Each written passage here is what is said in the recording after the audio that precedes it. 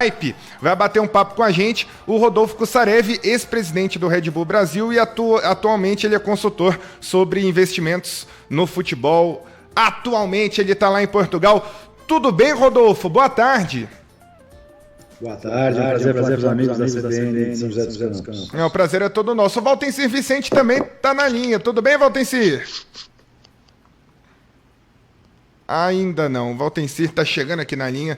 Ainda não deu sinal de vida o Valtencir. Por enquanto não. Agora, Rodolfo, você que foi um dos responsáveis pela chegada do Red Bull Futebol aqui no Brasil, né? E atuou por 11 anos ali no Red Bull. Tem um boato muito forte aqui em São José, torcedores, enfim, tem gente que acredita, tem gente que não acredita, que a Red Bull tentou fazer uma parceria com São José no passado, coisa de 15 anos atrás, e também já ouvi dizer que tentou algo com a Ponte Preta. Procede, essas informações procedem, Rodolfo? Não, nenhuma das duas. Na verdade, o que nós fizemos com São José, isso foi público, né? Nós fizemos uma parceria, eu ainda estava lá, se não me engano foi em 2015 para 2016, com o antigo São José Futebol Clube, né? Para a disputa da Série A3 na época, e cedemos boa parte do nosso sub-20 para essa disputa. Mas nada além disso. Na terceira. Foi na terceira. Até que a gente não caiu, lembro que naquele ano o Sport Clube caiu. Sim. E sobre a Ponte Preta, não. O que aconteceu com a Ponte Preta é que nós sempre tivemos um contrato com eles, onde nós pagávamos para utilizar o estádio. Mas nada disso. Tá falado. E você, atualmente, é consultor. Então, assim, para sanar as dúvidas do torcedor, para acabar com os boatos aqui em São José, que o pessoal fala, tá vendo, ó, era para a Red Bull estar aqui e não está. Então, na Águia, a Red Bull nunca teve interesse em fazer uma parceria, como, por exemplo, fez no Bragantino, então, né? Só para acabar com o boato de vez. Bom, dessa parceria recente com o Bragantino eu já não estava lá. Se durante esse processo do Bragantino houve algum contato com a Águia, eu já não posso dizer. Mas no meu tempo, até 2017, não houve. Tá, legal. Então não teve mesmo. 4h38 aqui no Parada dos Esportes. E também o Valtencir agora já está na linha para poder bater aquele papo. Tá aí, Valtencir? Opa, já por aqui, estava acompanhando vocês. Um grande abraço ao Rodolfo. E digo mais a respeito desse assunto, viu, João Gabriel? Em nenhum momento de fonte oficial, São José anunciou conversas com o pessoal da Red Bull. É que aquela história, né, Rodolfo? Todo mundo sonha em ter uma Red Bull na vida, né? É verdade. E empresas como a Red Bull que investem no futebol do jeito que investem, na verdade só existe uma, né? Nós podemos até falar um pouquinho mais sobre outros players grandes do futebol e dessa moda hoje que tem de você ser dono de vários clubes, ser uma multinacional de futebol. A Red Bull que inventou isso em 2005, né? Então realmente é uma empresa única que qualquer clube gostaria de ter como parceiro. É verdade. Agora, Rodolfo, qual que é a sua visão sobre essa sociedade anônima de futebol que vem no Cruzeiro, no Botafogo, Vasco agora vem um embrolho ali no Conselho, mas vai tentar sacramentar de vez a parceria lá com a 77, como SAF, o Cuiabá também mudando para SAF, enfim. Qual que é a sua visão sobre sociedade anônima de futebol aqui no Brasil? Bom, antes de mais nada, um abraço para você também. Fazer aí reouvi-lo. João, é o seguinte, esse é um assunto complexo e eu vou tentar simplificar ao máximo, que eu sei que a gente não tem todo o tempo do mundo. Você tem um clube formado como empresa, não é uma novidade, né? Isso a Lei Pelé já previa lá nos idos de 90, e vários clubes fizeram isso, seguiram esse caminho, quase todos deram errado, acho que vocês vão lembrar de Bahia, Flamengo, Santos, Vasco, todos deram errado. Acho que só o Palmeiras Parmalat deu mais ou menos certo, mas foi uma coisa feita antes.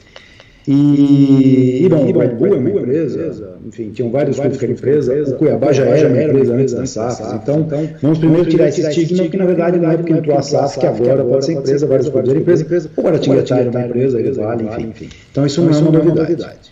O que a lei da SAF tem de novo? A lei da SAF tem basicamente duas coisas boas. Primeiro, os clubes endividados, que é o caso da Águia, por exemplo.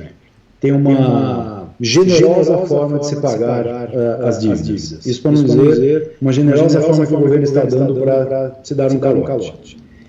E o segundo ponto que é interessante é uma isonomia de fiscal igual ao dos clubes associativos por 5 anos, e depois entra aquela parte lá da venda de jogadores, mas continua sendo muito interessante, coisa que também não é nova. Também já era disposto que havia na lei da Time Mania, e da qual, inclusive, o Red Bull utilizou. Os primeiros 5 anos que nós tivemos, o Red Bull era uma empresa, nós também tivemos esse privilégio direito de ter os impostos igual ao dos times associativos. Fora isso, o que a lei traz de positivo é a possibilidade de ter um pouco mais de regulamentação sobre a operação e de responsabilização dos gestores, o que é muito interessante. Agora, essa lei foi concebida como todas as outras 5 leis desde que eu estou no futebol, que a cada 6, 7 anos o governo tenta salvar os clubes endividados, né? Principalmente os grandes clubes endividados, ela foi concebida para salvar alguns clubes. Então, ela nasce basicamente para tentar salvar o Botafogo, o Cruzeiro, o Vasco. Então, é natural que esses 3 clubes sejam os primeiros a entrar no modelo, e entrou de maneira abrupta, meio atribulada, você mesmo citou, houve alguns problemas, ou está havendo alguns problemas, mas isso é natural, porque afinal de contas eram clubes pré-falimentares e que necessitavam entrar. O que eu acho agora é que vale a pena para os demais clubes fazer esse processo de maneira adequada, sem pressa, porque isso vai ser um default futuro. Então é necessário que você prepare para isso. Mas não precisa ter pressa aqueles que não têm o desespero que tinham esses citados por você. Agora, Rodolfo, nesse embalo assim, qual é o primeiro cuidado que o clube deve ter para não se empolgar e atravessar ali limites?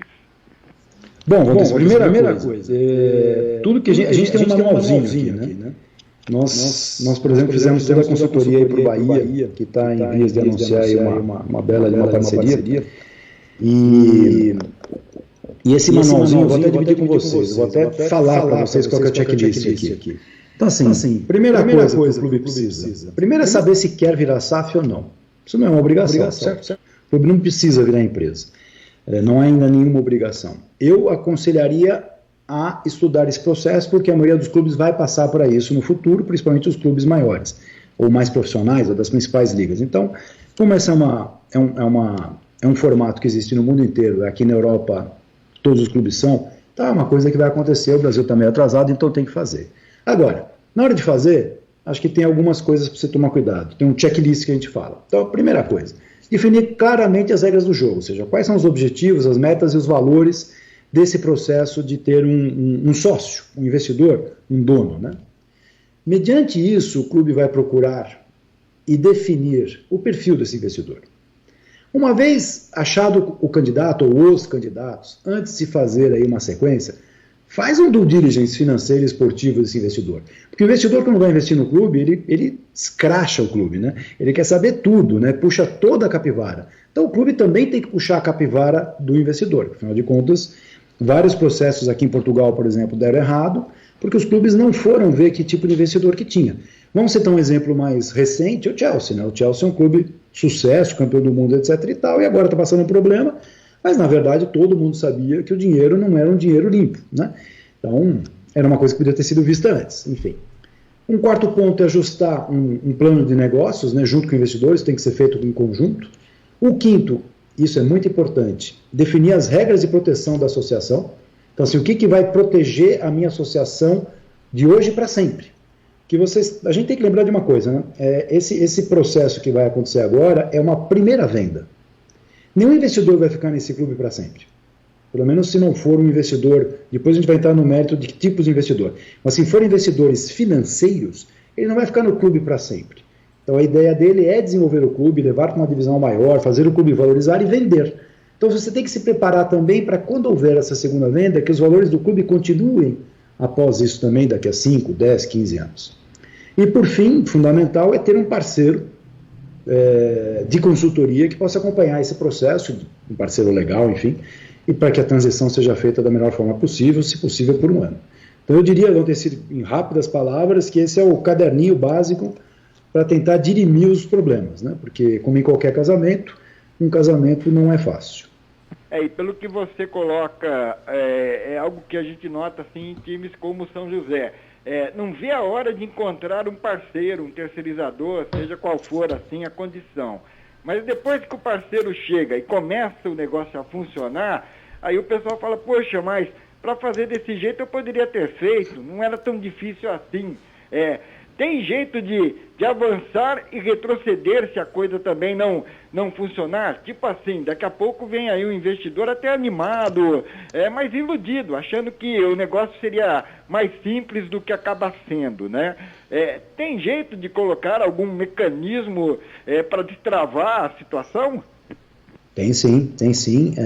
Mercados mais maduros, como os europeus, existe aí, quando você vai assinar esses contratos, é que nem aquele acordo pré-nupcial, né, Walter?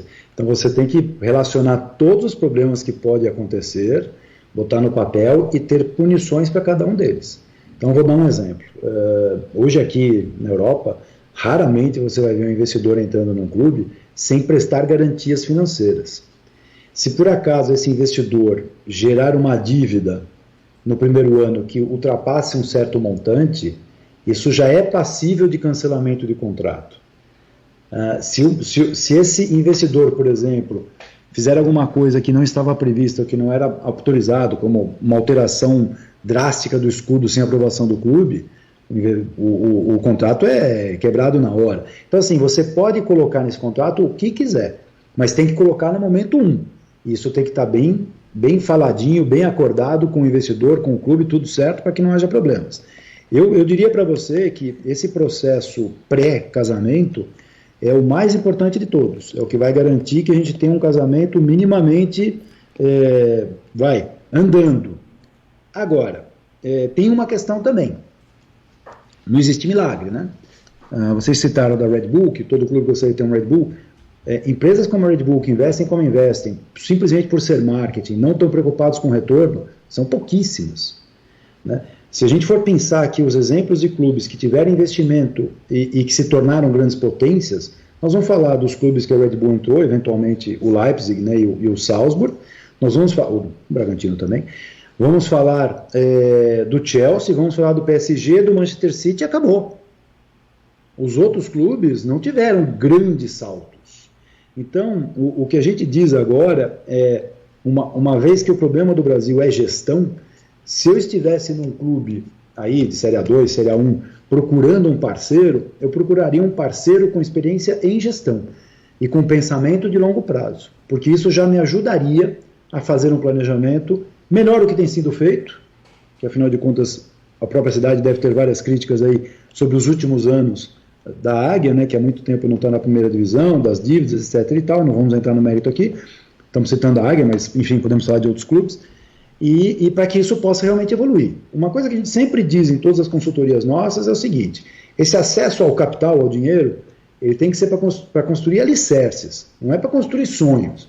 Então, tem que todo mundo entender que é um processo de médio ou longo prazo que vai conduzir a um processo melhor. Vale em última análise, dizer o seguinte também. Vamos falar do Botafogo do Rio. O Botafogo está aí com uma parceria nova, com o Textor, etc. e tal. Conseguiram contratar uma equipe boa, inclusive um ex-diretor de futebol nosso lá do Red Bull, está ótimo. Mas o Botafogo não vai voltar a ser grande do dia para a noite. E nem tem razão financeira para tal, né? Mesmo que você fale assim, mas o Textor tem muito dinheiro. Tá bom, mas eu aprendi na minha vida que quanto mais dinheiro a gente tem, mais cuidado a gente tem. Então, você só vai botar dinheiro, pode ser o dinheiro que for, se isso der retorno. Então, acho que os torcedores têm que ter a noção de que isso também é um processo, que o investidor não vai jogar dinheiro para o ar, a não ser que sejam mecenas, e que todos têm que estar na mesma página. Uma coisa que a gente, só para finalizar essa primeira parte, uma coisa que a gente sempre fala que é muito importante é que nesse processo haja a comunicação com a torcida, que a torcida participe de tudo, saiba o que está acontecendo e que tudo seja dito de maneira clara. Não se pode vender o que não se pode conseguir depois.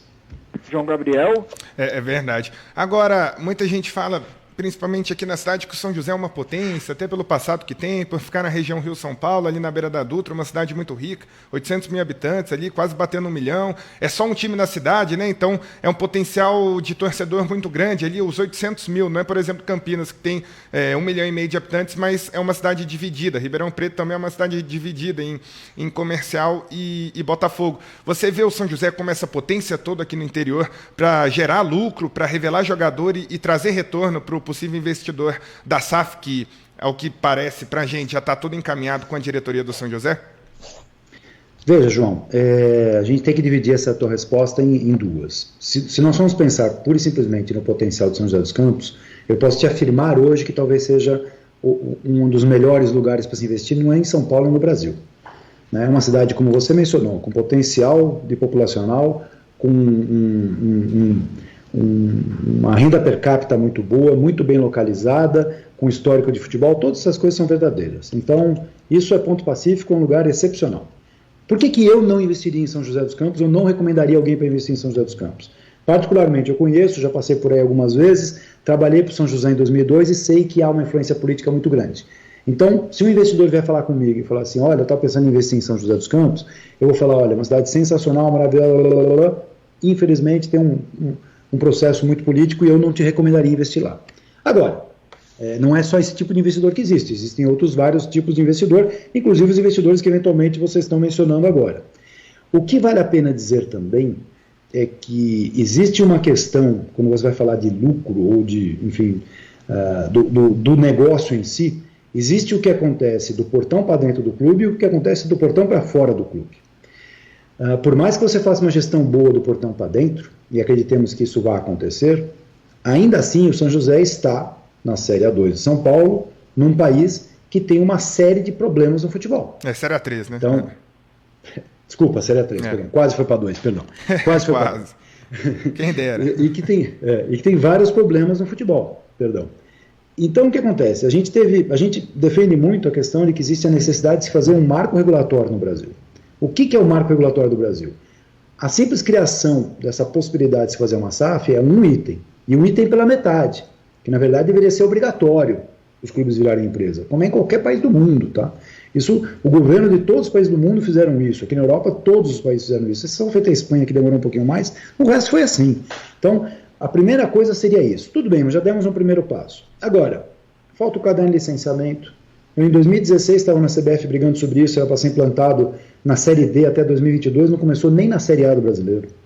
Falta o fair play financeiro, que é o mais importante de tudo, que é o que vai fazer a regulamentação do negócio andar melhor. O fair play financeiro é mais importante do que a SAF, porque é ele que garante que nós tenhamos isonomia de tratamento de todos os clubes e que, por consequência, os clubes passem a gastar o que de fato eles arrecadam e, com isso, todo o mercado desinflacionaria, o que faria com que a possibilidade de se ter lucro seria muito maior. Um clube de primeira divisão aqui em Portugal pequeno, ele trabalha em break-even e geralmente tem lucro. Um clube de primeira divisão pequeno no Brasil tem um prejuízo desgraçado. Pega o balanço do Cuiabá, vocês vão entender o que eu estou falando. O terceiro ponto é a criação da Liga, que pelo menos do que eu conversei ontem aí na federação e do que eu tenho ouvido hoje, parece que está andando, então vamos ver que isso ande. E depois vai ter que haver uma discussão sobre o calendário. É necessário. E por fim, a única forma que tem de crescer o bolo do dinheiro do futebol brasileiro, o futebol brasileiro tem que fazer duas coisas, né? Um é economizar e um é tentar novas receitas. O que todas as outras ligas do mundo fizeram foi internacionalizar sua marca, tentar vender para fora. Para o Brasil vender para fora, ele precisa se posicionar aqui fora. Ou seja, de que forma que eu quero que o povo de fora veja meu futebol. Então aí, depois de criada a liga, tem que se parar para pensar nisso e é mais um ponto. Feitas essas 7 coisas, daqui a uns 4, 5 anos, eu vou te dizer que o ambiente de investimento no futebol brasileiro vai estar bem melhor que agora. Agora, Rodolfo, outro detalhe também, né? No Cruzeiro, o Ronaldo, por si só, é um avalista. Ele tem uma história de parceria com o Corinthians, clube na Europa, e a história dele no Cruzeiro. É o Ronaldo Fenômeno. Aqui em São José dos Campos, experiências desagradáveis com pessoas de fora. O pessoal pega a Dutra, vai embora, vai cuidar da vida, e a gente fica com um time que hoje está na Série A3. Você acha que, para um perfil de um clube como o São José, seria melhor tentar trabalhar com pessoas da cidade, pessoas que poderiam ser cobradas na rua se a coisa não estiver andando bem? Olha, Valdemir, a pergunta é boa, viu? Se eu for te responder analisando o que aconteceu aqui em Portugal, e nós já fizemos alguns processos de investimento aqui, eu te diria o seguinte: primeiro, quando você vai fazer um investimento do jeito que a gente está falando, né? Nós vamos falando aí de um cara que vem e fala assim, eu vou tocar o Paulistão esse ano, vai ficar 4 meses aí e vai embora. Isso não é investimento, né? O que nós estamos falando é de vir uma pessoa, ou uma empresa, ou um grupo, ou um fundo, apresentar um projeto para o São José e falar, olha, eu quero daqui a 3 anos ou 4 anos estar na primeira divisão de São Paulo, eu quero fazer uma academia e começar a revelar atletas, eu quero daqui a 6 anos estar vendendo atletas, eu quero eventualmente comprar um time da terceira divisão de Portugal daqui a uns 5 anos e poder transferir meu atleta e vender lá em Portugal por um valor melhor, eu quero estar na Série C do Brasileiro daqui a 7 anos, eu vou investir durante 10 anos, isso é uma coisa. E aí eu te diria, falando com o investidor, que se este investidor não estiver na cidade, não vivenciar a cidade, não se relacionar com a cidade e com a comunidade, nunca vai dar certo. Isso aqui é claro. Nós já tivemos problemas sérios. Tem um case aqui que é muito famoso, que é o do Belenenses, que hoje existem 2 clubes. Então é como se o Cruzeiro do Ronaldo brigasse a SAF e o Cruzeiro, o clube, fundasse um outro clube. Não que isso não vai acontecer no Brasil, isso vai acontecer no Brasil. Infelizmente, a nossa lei aí é tão mal escrita que isso vai ainda acontecer no Brasil. Mas, voltando, a necessidade do compromisso do investimento tem que ser de ambos os lados. Então, quando eu falo lá no começo que você tem que definir o perfil do investidor e fazer uma análise financeira esportiva desse investidor, é para você ver se esse investidor é o mais alinhado ao que você está esperando. Você tem um investidor que não vai nem passar na cidade, não vai dar certo. Não vai dar certo. Se eu fosse investir no São José, obviamente eu iria morar em São José. Não tem nem o que falar. Tem que estar no dia a dia, senão isso nunca vai dar certo. Acho que são coisas básicas, né? João Gabriel? É verdade. Agora, o que tudo indica, é um investidor daqui que já conhece o clube. 4h57 aqui no Parada dos Esportes. Vou fazer o seguinte, Valtencir. Faz você, então, a última participação aqui do Rodolfo na CBN Vale, porque o tempo nosso está acabando. Antes de mais nada, viu, Rodolfo? Foi muito boa a sua participação aqui conosco, porque é um assunto de momento no São José. E você encurta caminhos, né? Você já está por dentro do assunto, então eu tenho certeza que não só nós da imprensa, como também os torcedores e os participantes da vida do São José Esporte Clube vão considerar muitas coisas que você colocou para nós aqui. Agora, para você que já passou por aqui assim, você teria mais alguma dica, alguma sugestão para que no dia em que o São José fechar algo do tipo, seja realmente bem encaminhada a coisa, Rodolfo? Olha, Valtecir, João, bom, antes de mais nada, obrigado pelo espaço. Eu acho que é bom falar aqui por mim, mas também pela minha empresa, pelos convocados. A gente já está aí no Vale, estamos prestando consultoria para o Atlético Guaratinguetá, então é bom estar falando com vocês aí. O que eu diria é o seguinte, eu acho que o mais importante de tudo é que o processo seja transparente, que tenha envolvimento da torcida em todo momento, da torcida e da comunidade. Ou seja, que todos saibam o que está sendo tratado. Vocês viram o que aconteceu no Cruzeiro, né? Foi tratado alguma coisa em segredo, inclusive do próprio conselho, depois quando isso foi revelado, foi traumático. Então, assim, nós estamos começando um trabalho do zero. Não tem por que ele não ser transparente. Ele precisa ser transparente. Para quê? Para você dividir com todo mundo que vai estar depois te cobrando o que de fato vai ser prometido. Se alguém chegar aí no São José e prometer que o São José vai chegar na Série A do Brasileiro em 5 anos, vai ser campeão brasileiro daqui a 5, 6 anos, é mentira. Então vocês tomem cuidado com isso. Obviamente que eu acho que ninguém vai prometer isso, mas promessas que não estejam dentro da possibilidade ou dentro da normalidade, obviamente tem que se ficar preocupados. E o que se espera mais do investidor, pelo menos na minha cabeça, sempre no primeiro momento, é mais organização, é continuidade de processos, é planejamento, que é uma das coisas que mais faltam no Brasil e que infelizmente o drive político traz. Porque a cada 2, 3 anos você tem eleição, troca o presidente, muda toda a diretoria, muda o sistema de jogo, muda tudo. Então, o fato de você ter um dono, isso vai ser extinto. Então, o que se deve cobrar é um planejamento, onde queremos chegar e quando. E está todo mundo alinhado na mesma página. Valeu, grande abraço, viu, Rodolfo? Até a próxima. Um abraço, prazer falar com vocês. Valeu, Rodolfo. Valeu, Rodolfo. Grande abraço, boa sorte aí na sua caminhada e que dê tudo certo para todo mundo. Valeu. Estamos na torcida. Tamo junto. 5h aqui no Parada dos Esportes, a gente vai ficando por aqui e amanhã tem mais parada a partir das 4h da tarde com muita informação e opinião e notícias sobre o nosso São José, sobre essa possível mudança no Estatuto do São José. Lembrando que sexta-feira já vai ter uma reunião no Conselho para daqui a 30 dias que o Conselho possa decidir se aprova ou não a continuidade no processo de sociedade anônima aqui na nossa Águia. A gente volta amanhã, 4h. Valeu, tamo junto, abraço. CBN Vale do Paraíba, ZYK 661, AM 750 kHz, São José dos Campos, São Paulo.